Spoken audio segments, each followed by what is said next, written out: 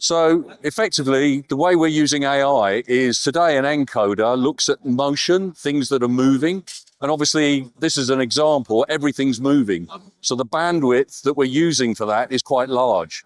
We're using artificial intelligence where we can say, I want to focus on that person or that car or that object, and actually only send that information. And that allows me to reduce the bandwidth dramatically down to about 20 or 30 kilobits per second, which is unbelievable. So this is how AI is going to be used.